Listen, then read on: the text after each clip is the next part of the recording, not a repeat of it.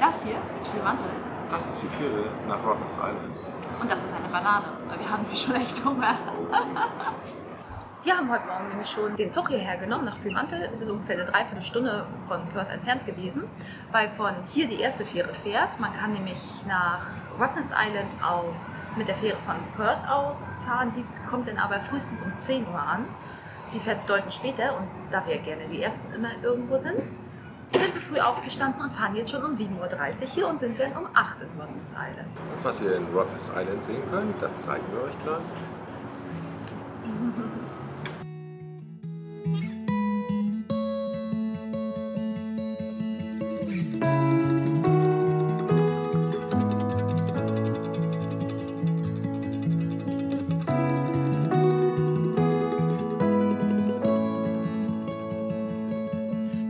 First time that I saw you, I knew that I was home.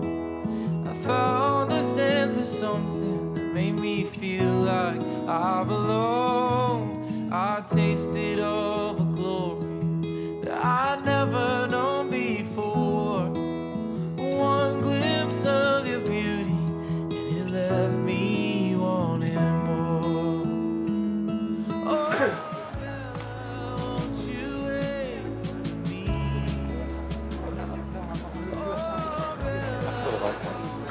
Wann macht der auf? 8:30 Uhr. 8:30 Uhr? Also der Fahrradverleih macht erst um 8:30 Uhr auf, deswegen haben wir Zeit. Wir können halt erst frühstücken, ne? Bisschen schön mit Blick aufs Wasser da kann ich machen. Die Madame hat wieder schön was vorbereitet für uns. Ja, günstiger. Günstiger ist teurer, ne? Hier beim Fähranleger gibt es natürlich auch einen Haufen Restaurants und Cafés, aber es ist halt auch nicht ganz australisch, nicht ganz günstig. Von daher gibt es ein paar Overnight Oats, würde ich sagen. Scheint aber relativ zügig zu gehen hier mit dem Fahrradverleih. Sonst kann man aber auch $2 oder $3 mehr pro Fahrrad investieren und sich schon mit der Fährfahrtticket, also Fahrrad mit dem Fährfahrtticket buchen. Dazu. Dann hätte man gleich losgekonnt. Das wäre auf jeden Fall ganz cool gewesen, glaube ich.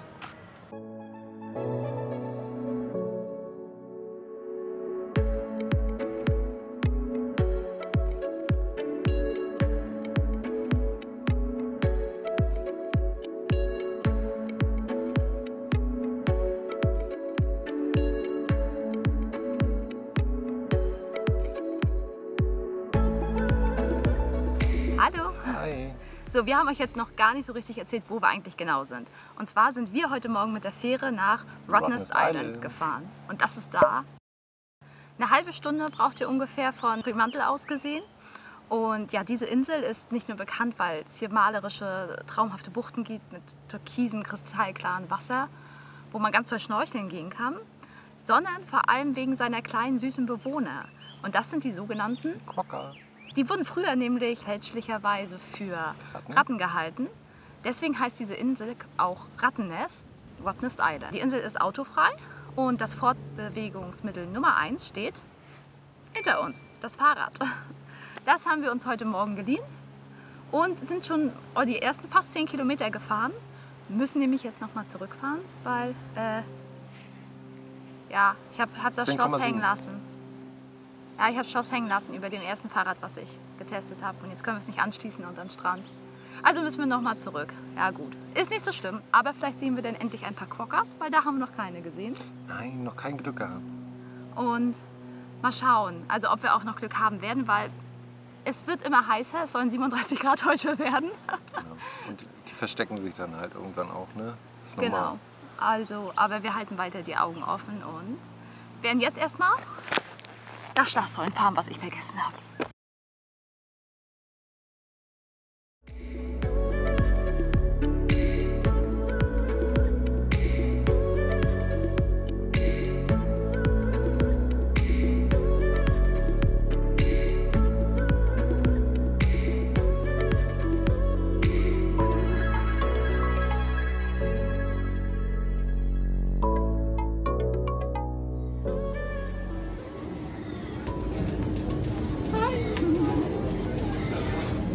Na, wenn man schon wieder her muss, links ein Eis, ne? Und ist gut?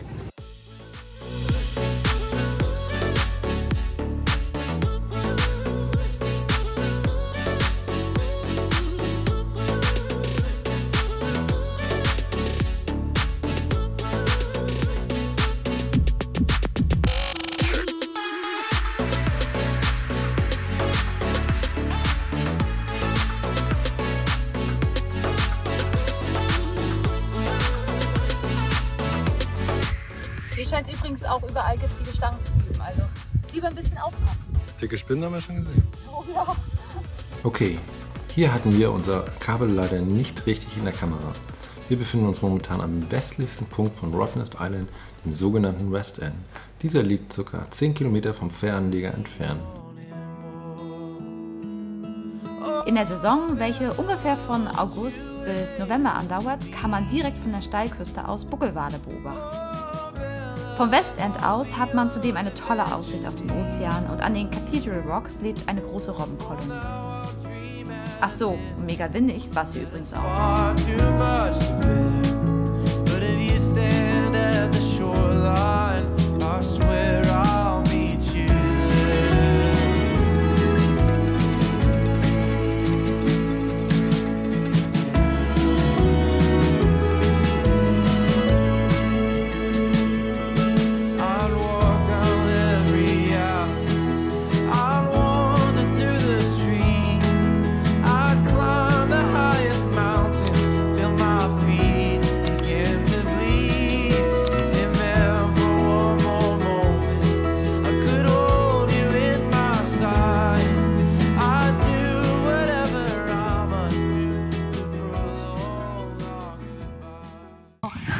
Marco ist jetzt nochmal zurückgefahren, weil wir haben eben beim Fotos machen die Filter liegen lassen. Ach, irgendwas ist auch immer. Letzte Pause vor dem Finale und wir sind bei 37,4 Kilometer und mein Arsch tut weh.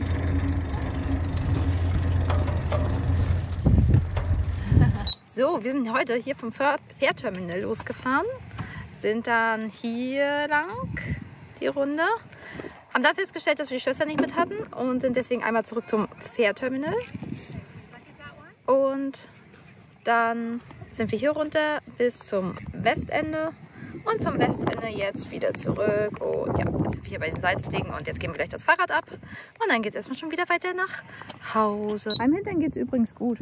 Ich habe hier, glaube ich, das neueste Fahrrad auf der Insel, aber fuhr sich super.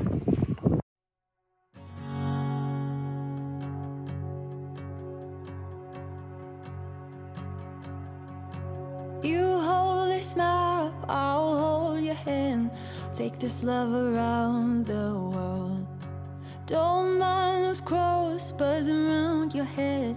Nothing's gonna hurt your girl. I believe we're here for a while, then we die. But I believe this love is stronger than you and I.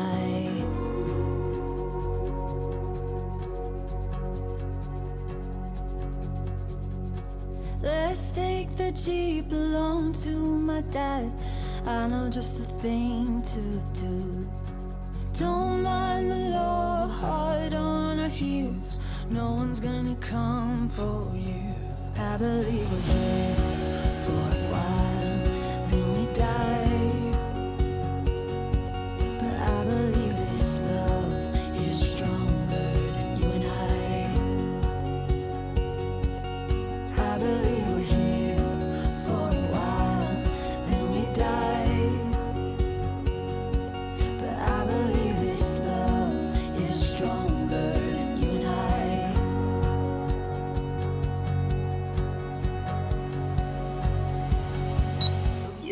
wir schon zu unserer nächsten Campsite weitergezogen, weil es wurde auf Rottnest Island nachher so windig, dass wir definitiv überhaupt nichts mehr filmen konnten. Ihr hättet nichts verstanden. Aber wir wollen euch aus diesem Video natürlich nicht ohne ein Fazit von unserem Tagesausflug entlassen. Und natürlich die Frage, lohnt sich der doch recht teure Ausflug, muss man sagen. Also wir haben 88 €, ne, beide zusammen für die Fährfahrten bezahlt und nochmal jeweils $30 für das Ausleihen der Fahrräder. Aber die 88 € haben sich auf jeden Fall gelohnt. Geiler Platz.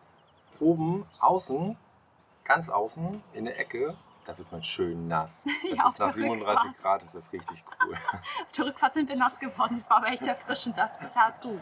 Ausflug hat sich gelohnt, oder? Ja, definitiv, auf jeden Fall. Also wir fanden das halt auch richtig gut, weil das war ein super Einstieg. Man hatte halt so ganz entspannt reinkommen, man hat viel erlebt.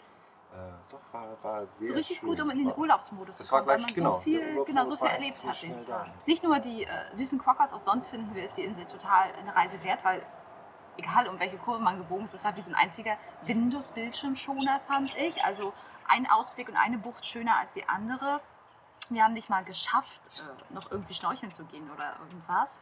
Also wahrscheinlich kann man tagelang sich da aufhalten. Wenn man das nötige Kleingeld hat, ist bestimmt eine Übernachtung dort auf der Insel auch eine coole Option. Ich glaube, ne? das könnte auch richtig cool sein. Aber wir müssen mal recherchieren, wie viel das kostet dann. Das schreiben wir euch dann spätestens auf dem Blog denn nochmal. Aber ich glaube, das ist auch cool. Ja, auch den ganzen Tag sollte man unserer Meinung nach auf jeden Fall einplanen. Also wir haben schon kaum geschafft, uns alles anzugucken und wir waren ja bis zum West End raus und vom West End bis zur Fähre sind es nachher nochmal 10 Kilometer. Also auch fürs letzte Stück sollte man nicht zu wenig Zeit einplanen. Wir hatten ja erst auch gesagt, wir wollten 17 Uhr hatten wir uns ja nachher nochmal umentschieden. Es war eigentlich auch gut so, weil sonst hätten wir die Quokkas nur unterm Busch quasi gefilmt, gefotografiert, kamen nicht so richtig ran, weil Mittagssitze und so, da haben die auch keine Lust gehabt.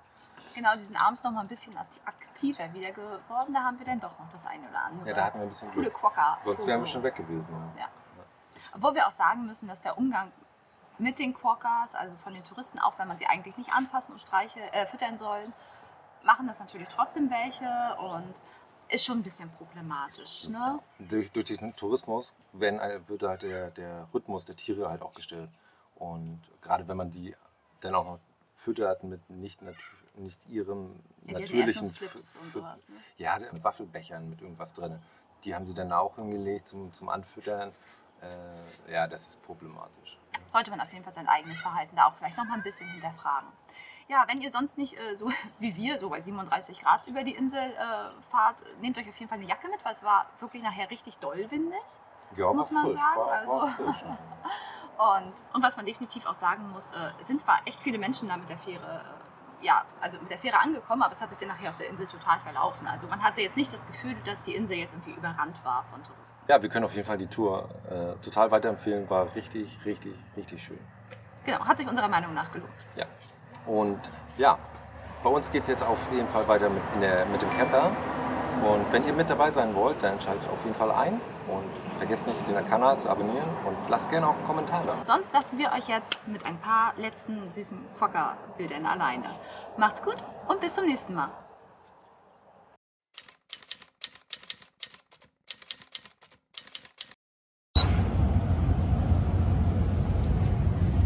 Eine halbe Stunde von Perth entfernt. Wir müssen mal kurz retten. Es kommt groß LKW. Ja. Hier gibt es eigentlich keine Autos. Oh. Oh. Ja, genau, das hatten wir aber schon. Was ist das heiß am Arsch? Oh, das habe ich gerade gefilmt.